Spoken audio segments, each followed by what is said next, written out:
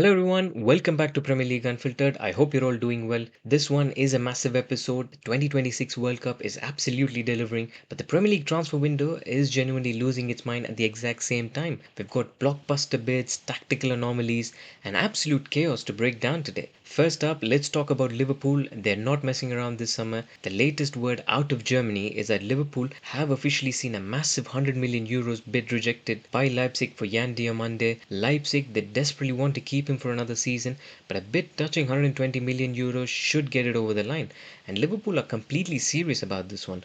And to prove it, they've already went ahead and hijacked Newcastle's deal for Victor Munoz. And meanwhile, over at Etihad, City are looking incredibly relaxed. They're quietly confident that Elliot Anderson signing is imminent. After their initial bids were rejected, word is a brand new structured bid is expected anytime soon to meet Forest's heavy upfront demands. But look, the biggest talking point in the entire league right now has to be Tottenham Hotspur. And as a United fan, I'm looking at this and I'm not going to lie, I'm genuinely worried. They've already quietly wrapped up deals for Robertson and Senesi for their backline. Now they've gone and signed Dutch centre-back Van Hecke from Brighton. And on top of that, they're aggressively pushing to close deals for both Sandro Tonali and Matthias Fernandes. And think about the context here. We at Manchester United, we finished third, we've got Champions League football secured for next season. And Spurs, they've spent the last two seasons battling near the bottom, finishing in the 16th and 17th position, barely scraping survival. Yet they're putting together a serious rebuild to completely dominate the league and the domestic cups next season under De Zerbi. And how are they doing it after having such terrible summer windows in the past? And it all comes down to the financial transition. They are exploiting a massive loophole in the shift from the old FFP system to the new squad cost ratio. And under the standard domestic rules rolling out, clubs are eventually restricted to spending a set of percentage of their revenue on squad cost, squad wages, agent fees, and net transfers. However, because this is the first year of the transitional cycle, there are no real regulatory penalties enforced. Yet, on top of that, Spurs have maintained incredibly high commercial and match day revenues from their stadiums despite their horrific league finishes. De Zerbi's recruitment team is using this exact window to utilize a massive loophole. They can spend their baseline 85% allowance on wages and fees, but can effectively add another 30% headroom on top of that because the financial point deductions don't kick in during year one, and they're completely revamping their squad, and it's a brilliant business and it is terrifying. And speaking of United, the Premier League fixture list is officially out and it looks incredibly interesting for us, and honestly we haven't had a start like this in years. We kick off the campaign with Hull City away, followed by Ipswich Town at home, that is two newly promoted teams, and then we go into Everton, City, and Fulham. And look, at the tail end of the season, the final 8 games, we play all three newly promoted teams in Coventry City, Hull, and Ipswich,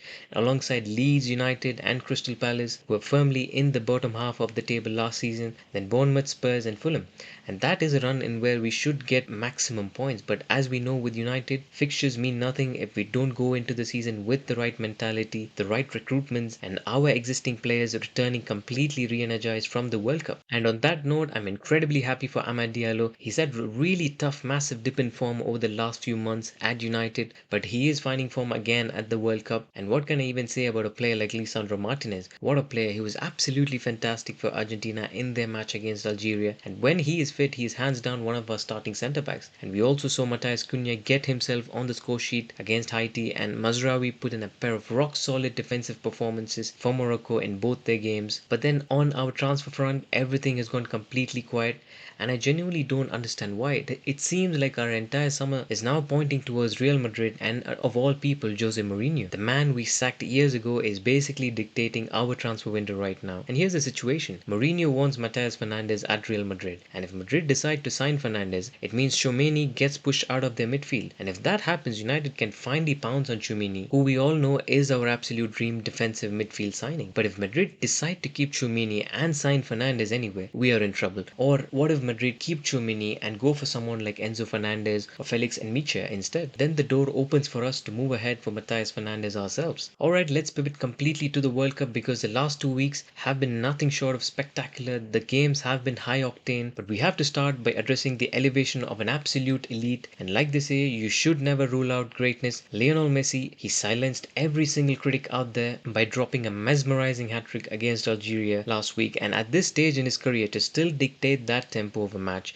to find spaces that don't exist, and to finish with that level of precision it is just a privilege to watch, and he is truly one of the greatest, and he has got Argentina off to a flawless start. Not to be outdone, France have looked equally terrifying. Mbappe is playing with absolute venom right now, dropping a magnificent brace to secure their opening win. And how about England? For the first time in what feels like years, they're playing unbelievably entertaining football, and it is completely end-to-end, fluid and expansive. They are fun to watch, and Harry Kane is doing what he does best. But right now, the single biggest talking point is Portugal's 1-1 draw against Congo. So much speculation, so many comments, and endless concern over a Portugal side that almost everyone tipped to be the tournament favourites. And predictably, all the blame is pointing towards one single man. The media narrative is already set. Is Cristiano Ronaldo a liability for Portugal? And let me tell you my opinion on this. Absolutely not. People need to take a massive step back and look at the reality. We're talking about one of the greatest, most fiercely determined human beings to ever play the sport. Does a 1-1 draw mean he's going to give you a 10 out of 10 performance every single game? No. The man is 41 years old. We need to stop judging him against the Cristiano Ronaldo of 10 or 12 years ago. The pre-knee injury who would pick up the ball on the wing, blow past 4 defenders with that explosive pace and smash it in the top corner, that player is gone. Today, Ronaldo is the ultimate pinnacle of an attack. He plays centrally, occupying the opposition centre backs, operating entirely within the margin of the 9-yard and 6-yard boxes. And within that space, he remains one of the most clinical, ruthless finishers the world has ever seen. And when he was 37 and 38 playing in the toughest league in the world with us in United, he was still delivering elite numbers, and even now his movement is sharper than players half his age. And Portugal have someone with that unparalleled clutch mentality up front to convert those half chances is an asset, not a liability. He is the guy who will go out there and score a perfect hat-trick the next game, or pop up with a 94th minute header to save his country. You can never call a leader like that a liability. And if you actually break down the data from the Congo game, he was completely fine. On an average scale, he was a solid 6 out of 10 maybe. He made sharp, intelligent runs to get in behind. The real credit goes to Congo. They played an incredibly compact, narrow low block. The defensive line was immaculate. They didn't let a single ball penetrate central areas. Yet Ronaldo still adapted. He played sharp, one-touch link passes with his back to goal to free up space for the wingers, and he was actively dropping deep into the half spaces to support a struggling midfield. The real problem against Congo wasn't the striker, it was the midfield. We've been calling this the best midfield in the entire tournament, and look at Vitinha.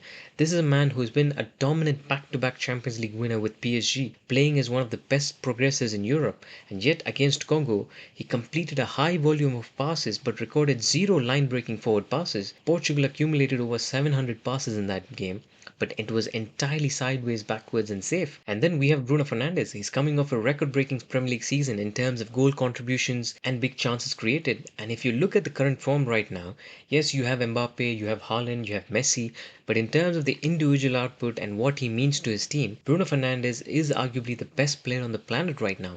It is him or Harry Kane, and personally, having watched him week in and week out for club and country, Bruno is slightly ahead for me. And yet against Congo, he was completely average. He didn't create a single big chance for the team, nor did he manage to slide a single quality ball through to Cristiano. That is a major concern. Bruno is a player who normally guarantees you 4 to 5 chances a game, and if he provides those, you know Ronaldo is converting at least 1 or 2 of them. And honestly, watching Portugal right now feels weirdly similar to watching England under Southgate. You look at the team sheet and see one of the absolute best squads in the world football, but somehow on the pitch it isn't clicking. And the best centre-back pairing for Portugal right now is Ruben Dias and Inacio. Those two have to start against Uzbekistan for sure. But then, should Roberto Martinez drop Ronaldo for someone like Ramos? Ramos will give you a 90 minutes of high intensity running. He'll press, he'll try to drag defenders away, but does he possess that lethal clutch mentality? Does he have that presence on the pitch? No.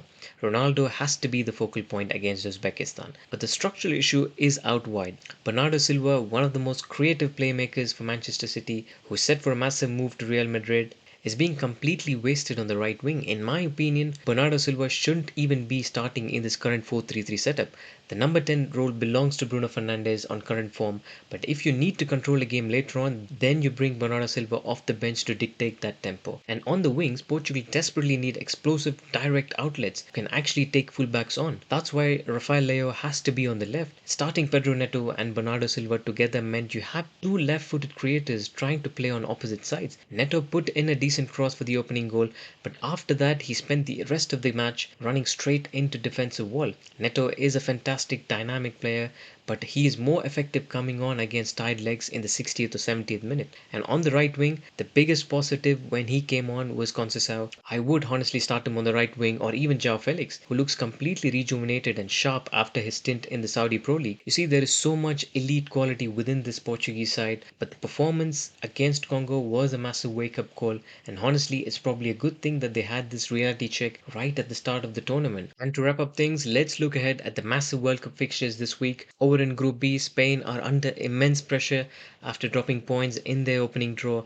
We are fully expecting an aggressive bounce back performance from them, and we've also got Argentina versus Austria. Austria are disciplined under their pressing triggers, but after Messi's historic hat trick last week, Argentina are riding on an absolute wave of momentum, and I expect another masterclass from the little magician. And France vs Iraq should be completely dominant affair for the French. Defining match of the week is Portugal vs Uzbekistan. This is the ultimate redemption game for Portugal, and I expect Martinez to alter the structural setup and expect Ronaldo to respond exactly how he always does when his back is against the wall.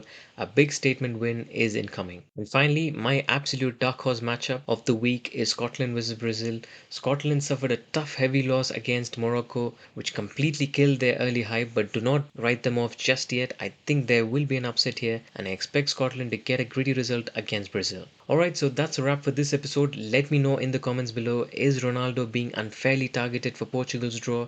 Are you worried about Spurs' massive summer spending? And for United fans, how are we feeling about the fixture list? Let me know. Make sure to like, share, and subscribe to the channel, and I will see you guys in the next one. Take care, everyone. Bye bye.